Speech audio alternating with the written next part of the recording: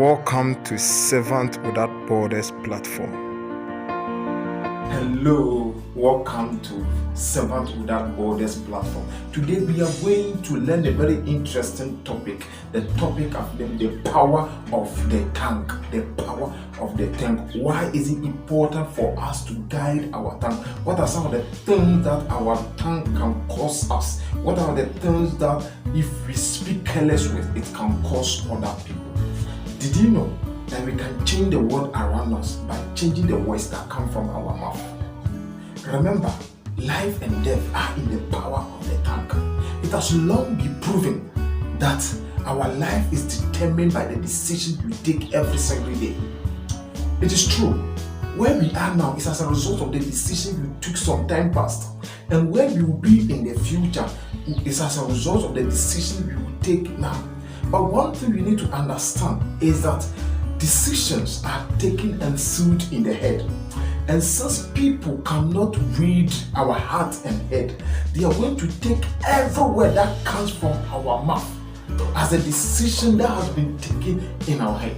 Therefore, you should be very careful how we communicate. Jesus Christ said that out of the abundance of the heart, the mouth speaks. Death and life indeed are in the power of the tongue.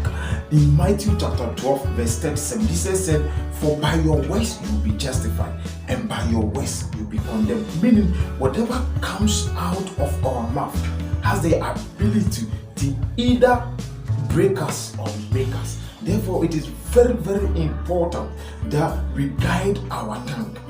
Guiding our tongue means being careful of how we communicate and what we communicate, which part of the decision that in our head should come out, and how should we communicate it. Chapter 13 verse 3 says that whoever guides his mouth preserves his life, and whoever opens his mouth wide, his life come to reign. Many life has come to reign. Many life has come to an end because the tongue was not properly guarded. People were not able to tame their mouth. There's a lot of people who are serving long sentences in prison, not because of the things that they have done, but it's because of the words that they have spoken, because of the things that they have spoken with their tongue.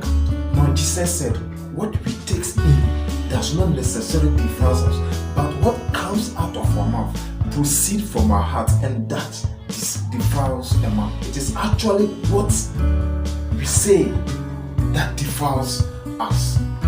James also said that when we talk of a religious person is a person who is able to bridle his tongue.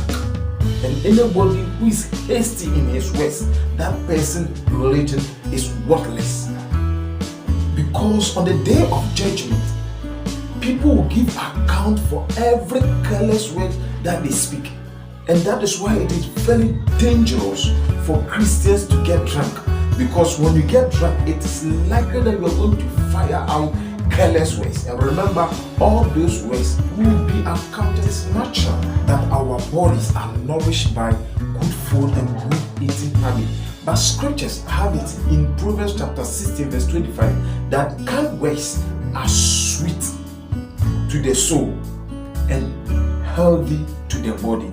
Which means that the words that we speak has the tendency to cause people to speak bad words to people. It is going to have a direct effect on their body.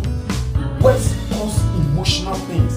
It causes emotional sickness. And remember, emotional sickness and trauma has a direct effect on people's body. A lot of people are sick out there, not because of what they have done, not because of what they use their body to do, but because of some words that people have spoken on. Proverbs chapter 26 verse 20 said, without wood a fire will go out, without gossip quarrel will stop.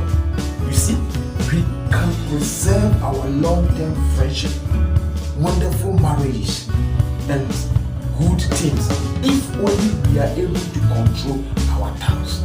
Let's try our best to tame our tongues so that we'll be able to preserve people's marriage, so that we'll be able to preserve people's life, so that we'll be able to preserve people's friendship. In fact, James chapter 3 verse 1 to 9 talks much about tongue. if I just put it in the same verse, that forests are burned down by just a spark of fire. The same way, the tongue is the smallest part of the body, but it's very dangerous and very versatile. And therefore, it is very important that we learn how to tame it. If you're not able to tame your tongue, if you're not able to control your tongue has the ability at its smallest state to destroy the whole body. Therefore, it is very important for us to be able to tame our tongue. I want you to understand that taming the tongue is not an easy task. James said, all animals in the forest can actually be tamed. Be it elephant, be it snake, they can be tamed. But it is not easy for the tongue to be tamed. Therefore, we have a work to do. We have a task ahead of us. But with determination, we'll be able to achieve it. We'll be able to tame our tongue. People who have been able to tame it, and their life has been wonderful, and their life has been successful. You too can do it.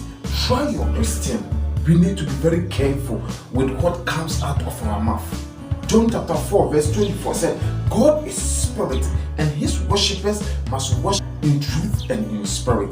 We cannot claim to be a truthful worshippers if we cannot tame our tongue, if we cannot control our voice. Try your best to tame your tongue.